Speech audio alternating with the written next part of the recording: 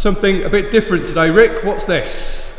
This is old school. This is back in the day, this. So this was the Skoda car, or the Octavia we built to celebrate 10 years of VRS that we took to Bonneville. So that was 2011.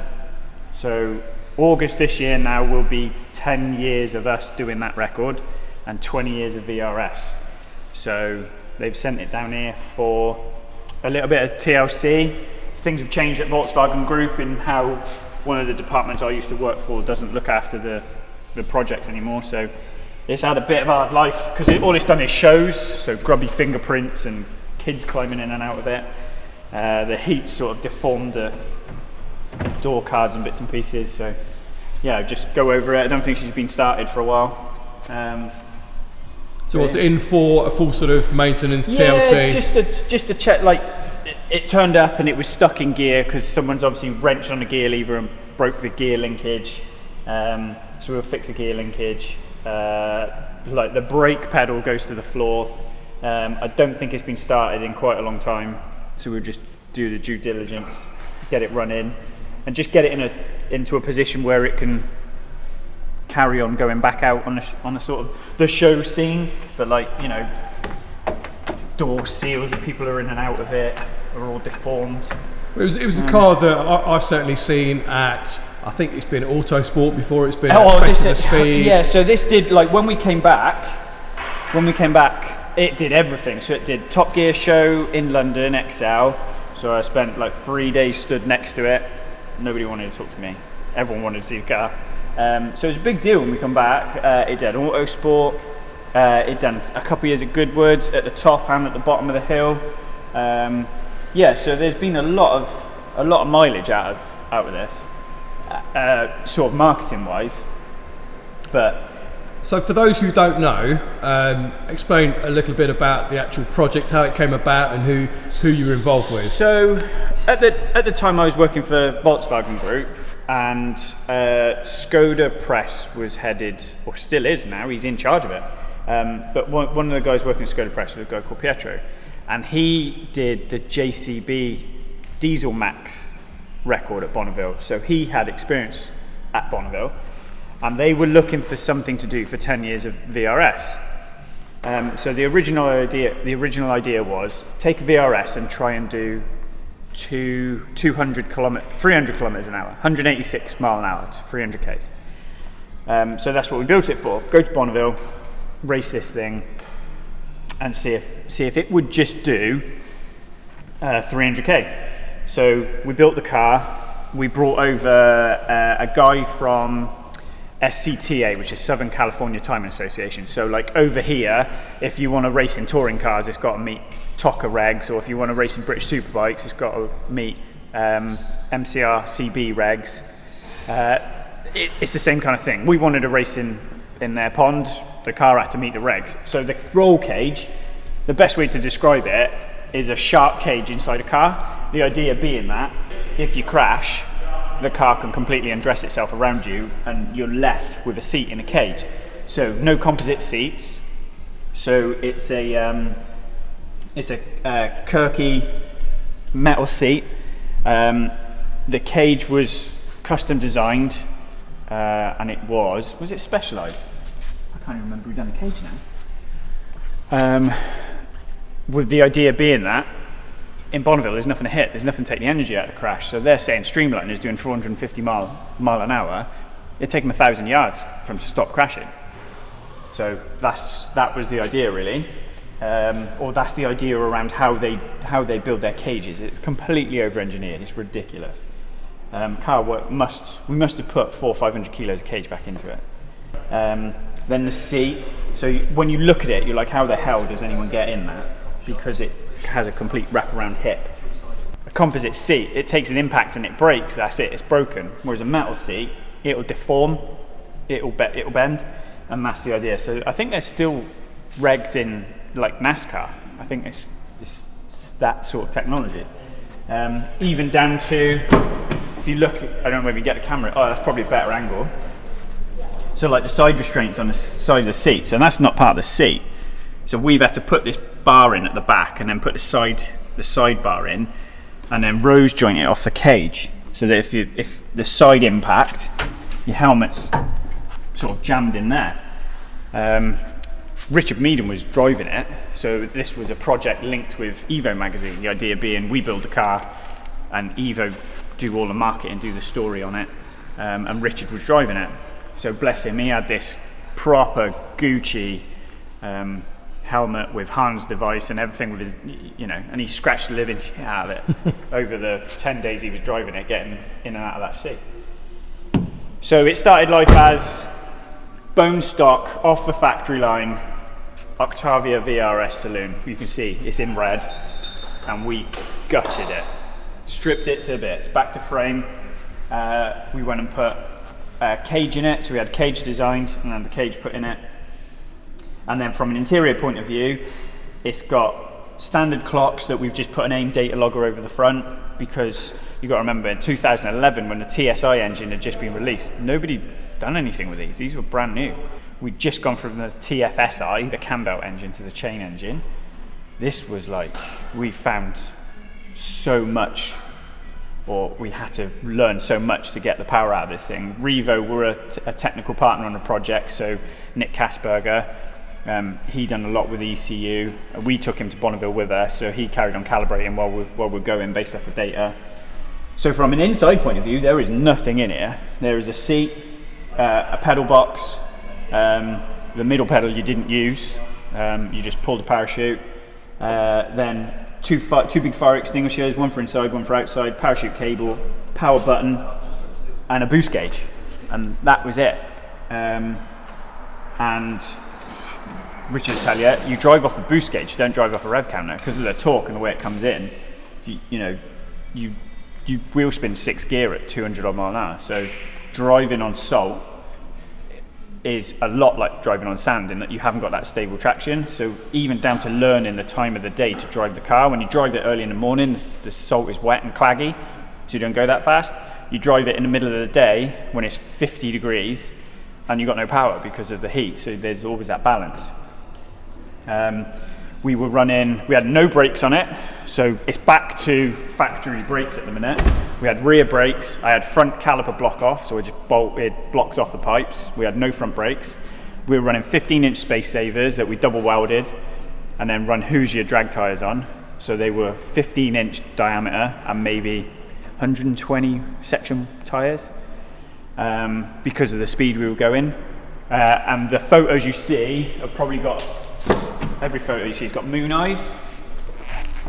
I wonder if there's a good photo in the book of what it all.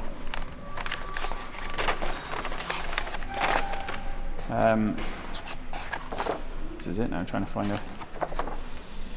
And it's all to keep it aero. So the tyres, you had to run those tyres, there you go, you can probably see there, look. They're massive moon discs and these little tiny 15-inch space savers on them. But they were the actual space savers. Took a space saver out of the boot and literally just bolted it on. But you can probably see now, just for the shows, it got double-sided pads on stock wheels and just aluminium discs that go over it just to make it look like it was, because you can't run brakes on it, and so moving it around is dangerous. Silly question, how did you stop? Parachute. It's a bit saggy now because the spring's missing out of it, but the fun I had over 2 weeks of loading that is hilarious. So you'd obviously roll it out, fold it, pack it in the bag, and then you had a massive deploy spring. So it's like a little drone chute on a huge spring you'd have to coil up, put it in, and then you basically pull a pin through those bags, and then that's the cables for. But you can see, look, someone's obviously wrenched on the cable and bent it, so we need to address that. And that was it. So you'd stay on the power and you just pop the chute.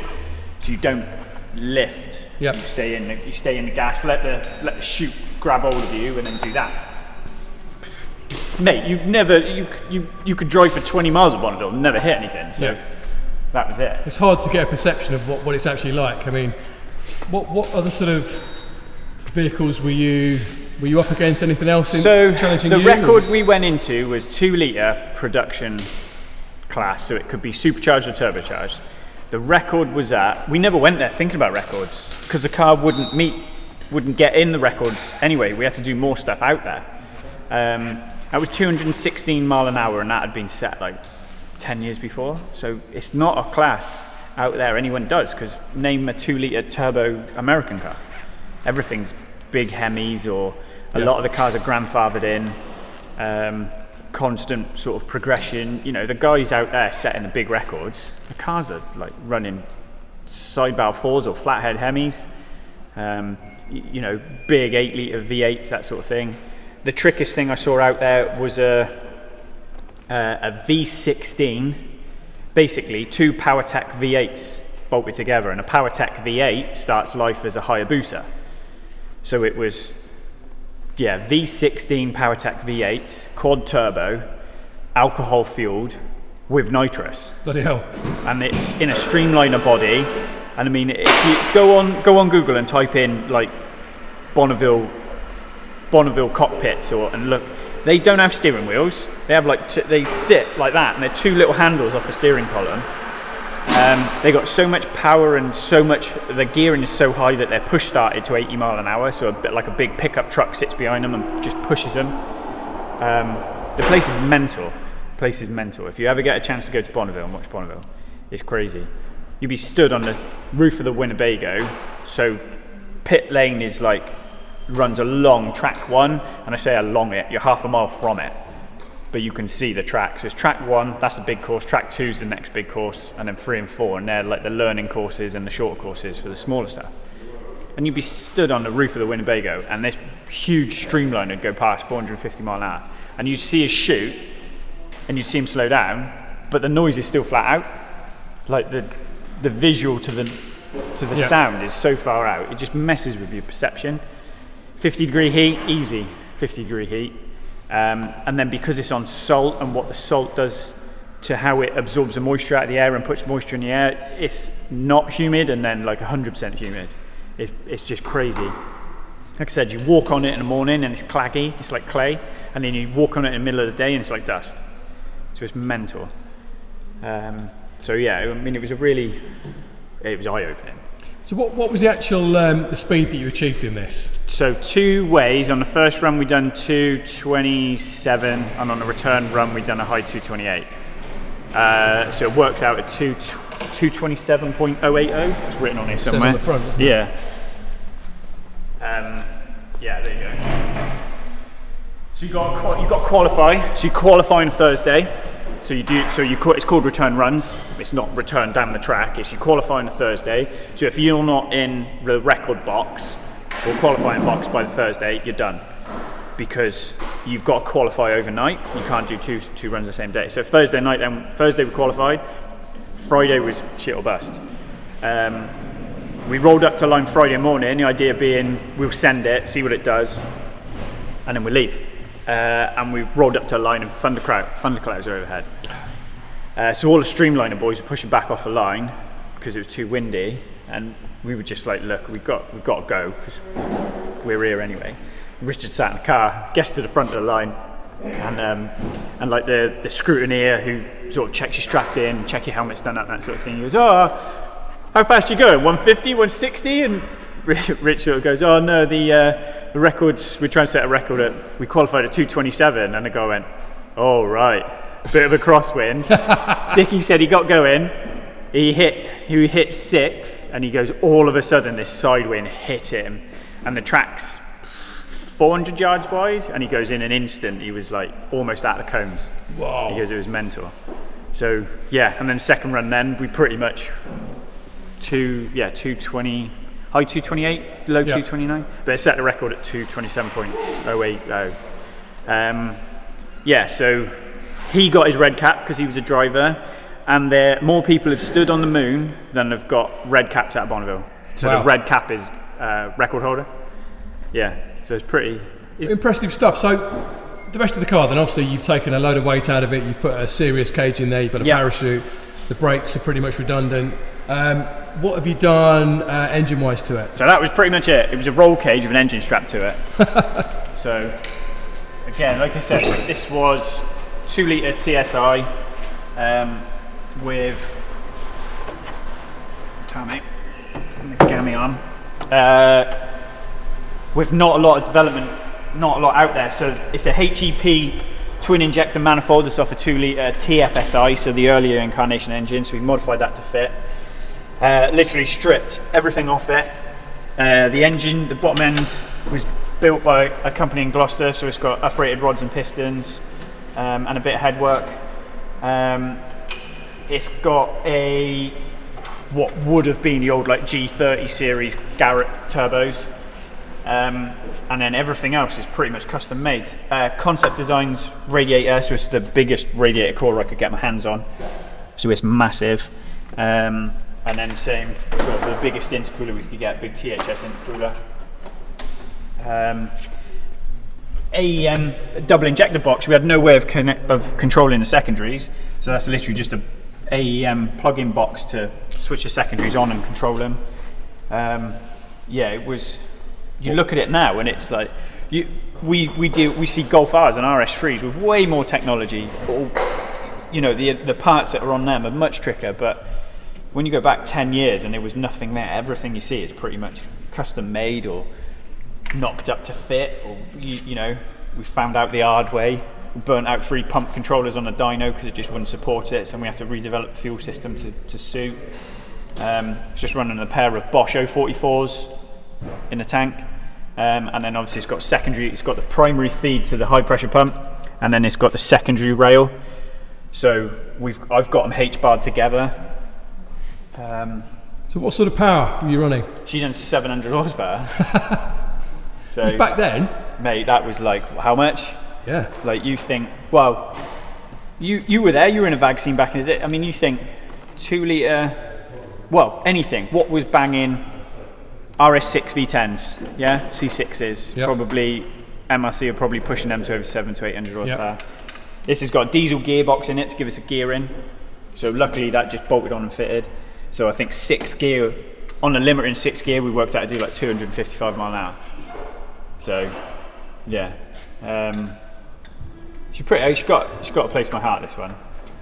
I don't think Skoda would ever sell it, but if they did, I'd snatch this out of their hands. Well, it's good to see it again. You know, yeah. We've mentioned it before on social media and stuff, but to actually see the car in the metal, so to speak.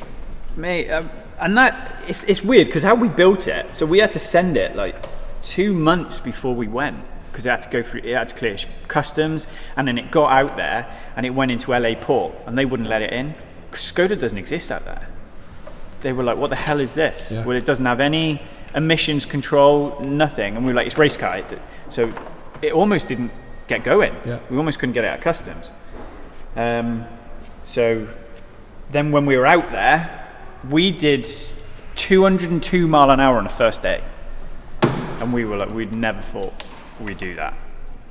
We thought if we could do the 300 Ks, we'd be chuffed. And if over the week we could do 200 mile an hour, we'd be amazed. So you got off to a flying start. Yeah. So Dickie had to do, is that his license form stickers? No, they might have been taken off. They're on this somewhere. Hang on, mate. Stay there. No, I think they've been taken off. So basically, for him to get his license to race at Bonneville, he had to do a pass at 150, he had to do a pass at 175, and then a pass at 200. So we went on a short course, and yeah, he banged out literally 1, 2, 3. And he was 150, 175, 200. So he got his license on the 200 run, and we were like, we never thought we'd do 200. Yep. So then we sat there going, well, we've done 200. It's only another 15 mile an hour to get a record. So there's photos of us in Wendover Airfield in the workshop there, which is the coolest place I've ever been. I sat in a cockpit of a P51 Mustang, the old tank busters. But it's where they filmed the alien invasion scene from Independence Day, when the aliens shoot all the fighter jets. It's where they filmed Con Air, and it is this desert old runway. Think of all the images you see of like, what's the film where, I can't think of what the film is now. They get lost out in the American sort of desert and attacked by hillbillies almost. It's like that. Yeah. Like cars rotting in gardens. Yeah. The airfield was just disused. There was no one there. How we managed to get on there, I have no idea, but they let us on. In this huge hangar with rotting aircraft and planes everywhere. And we had to modify the car, so we had to put window tabs in. So you can see, mate, hacksawing bits of metal up in 1 o'clock in the morning in an airfield. We had to do that front and rear. And then this was the strangest thing I've ever seen in my life. These blades. So you have to run them down. Anything that wants to run over 200 mile an hour has got to run these. I don't know what they do. Apparently, if a car starts to go sideways, they help straighten it out, but you haven't sold me on that. Yeah, one of the crosswinds you had on that day. Yeah, and then the only other thing that we weren't sure whether would work in our favour was we weren't allowed to run meth.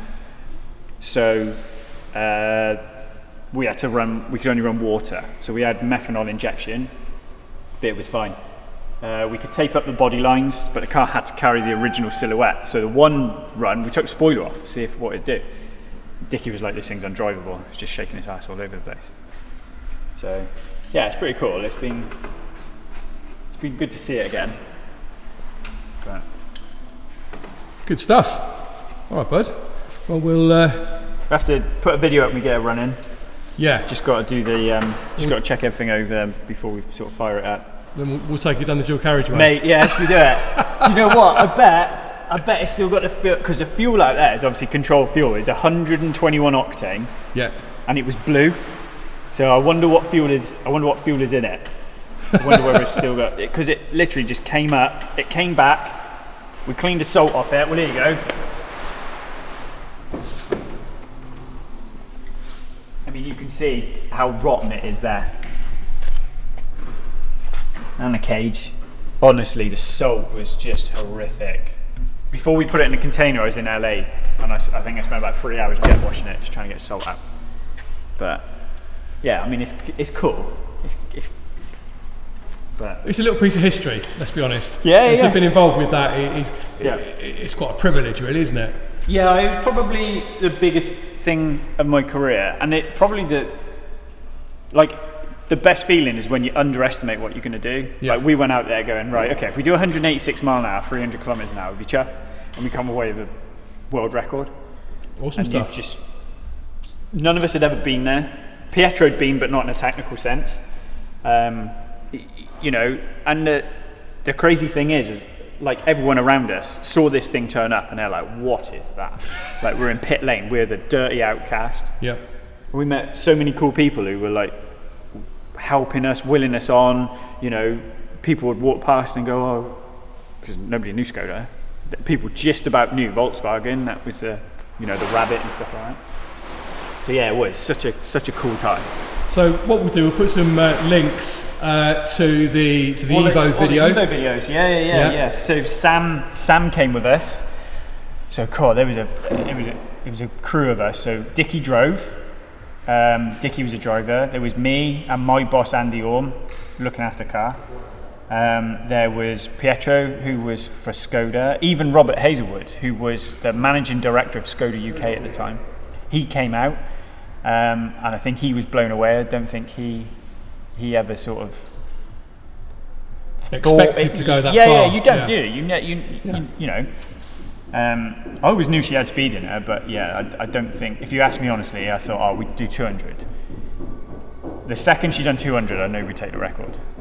Because looking at the data, you could see where Dickie was in the revs. He was only in 5th. You know, that was on a short course. Imagine what you've got when you've got another 3 miles. Yep. So we had that. We had Malky taking the photos. We had Sam Riley. So both of them have worked for Top Gear, Evo magazine. They've been around the block. We got Malky back. So Malky goes to me one day. He goes, "Oh, I want to do a sunrise shoot." So I mean, they're beautiful. They're beautiful. You're a photographer. You can appreciate it. Yeah. They're beautiful photos. But he had me up at 4:30 in the morning to get a car up on assault. So a couple of days later, we took this. I had a big Dodge Cummins truck, which is the coolest thing I've ever driven in my life. That thing was like 600 odd horsepower, out-dragged the Mustang off the lights, everything. So we had this in a trailer with the truck. Then we took out a little Fabia VRS, which I bought off Skoda when we came back. It had so much salt in it, they couldn't sell it as approved use, so I bought it. Little Viper green thing, it was wicked, so I bought that for Kate when I come back. So we had that out there. We had a blue Fabia VRS estate, and we had a silver Octavia VRS estate. And the week after we'd finished at Bonneville, we flew journos in, and they drove from Bonneville to LA, and we kind of supported that as well. So that was kind of cool. We had guys from The Sun, someone from Top Gear come out, and all sorts to drive the car. So we went through like Death Valley and stuff like that. Dickie, Sam's and Malky's car was a little green Fabia, and they went off for dinner one night, and the next day we were leaving, so we had to jet wash all the cars. So we basically nicked the car from outside the restaurant because we had spare keys, and took it off, got it cleaned. While we were gone, they noticed the car was missing, so they called the cops. Right? We've cleaned the car and brought it back. Me and Pietro and one of the girls who worked on the agency, like put a trip together, we're like pissing ourselves. We think this is the funniest thing in the world, right? So we get back to deliver the car. The restaurant owner, this is in Wendover, comes out onto the, it's like an old diner kind of thing, you know, when you see them like them roadside diners. The guy comes out with a shotgun. He's like, boys, we don't do that around here. Sam was nearly in tears because he was videographer for Evo. It was everything. It was everything we'd ever done. So he thought he'd lost all of his content. Yeah, he thought he'd lost everything. Can you imagine explaining that to the boss? Honestly. And you nicked it. Dickie was relieved. So Dickie saw the funny side of it, but then he had nothing sat in the car that he'd lost. Malky, if I text Malky now, right now, 10 years later, and go, do you remember that time we nicked your car? Yeah. Mate, I'll get expletives back. He did not see the funny, and even now, he has not found the funny side of that at all. I thought it was hilarious. Well, there you go. Have a laugh. But yeah, but do you know what I mean? The trip, it wasn't just the car. It wasn't just the car. If we'd gone there, done the record, come back, I probably wouldn't. It was like that story. It was being in an aircraft hangar at 1 o'clock in the morning, drilling holes in my pride and joy. Yeah. It was chasing the car down, so Dickie'd go, and we'd have to chase it in our truck to obviously then service it. You're not allowed to drive under your own steam back. You've got to tow it back. So we'd have to chase it down in a truck, obviously get him out and then tow it back. There was that. The anticipation of, because you're tuned into a radio and that's how you find out, the anticipation of hearing what it's done. This thing didn't put a foot wrong all week, didn't put a foot wrong. I think the headlight blew out on one run, that was it. Which is actually the front left. That's why there's gaffer tape all along the bottom, because I taped it up and I wrote all over it. But it blew headlight out at 200 miles an hour. The thing was flawless. It was flawless. And then it came back. And at first, official Skoda weren't interested. And then we came back and we were like heroes. We got flown out to Prague. Czech Republic. Yeah. Yeah. That is Prague capital of Czech Republic? Oh, geography's not a strong suit. Hey, let us know in the comments. Yeah. Sure, slag me off. We got flown out there, and me and Andy, my boss, because we spent like 3 weeks together out there. We were sat in the managing director's table of Skoda, like eating dinner with them, and it's like they didn't want anything to do with it. And then once it was done, it was like the best thing ever. You were like, mate, VIPs. Yeah. It was like the R8 advert we done with no back end on the dyno. So that was done for cinema in the UK, and that went viral. Literally just took an exhaust off an R8, strapped it on a dyno in Warrington, done a video. I mean, we had framework around the car in a dyno with white sheets on, and then someone done like a track down the side and run it. That got bootlegged out of the cinema and went viral, and that's why that advert got so popular. So you were involved in that as well? Yeah, did that back in the day. So basically I started my life under technical support, and then I moved into a technical centre at Volkswagen Group, so we looked after all the brands. Load of history behind this car, so it's honestly, really something close to your heart. I chat shit anyway all the time, but yeah, this thing, yeah, it was a big deal. It was a big deal. Like, you go back and I was racing at the time. I was doing this. I was flying to America. You know, we were doing worlds in IRC, LMP. So it was just motorsport heavy time for Volkswagen Group at the time. And then building stuff like this, and yeah, it was cool. It was cool. Good stuff, bud. Well, thanks for for showing us around it. We'll have to put a video up when we get idling, popping and banging again. Yes, really upset the neighbours. Okay, cheers, buddy. No worries, thanks.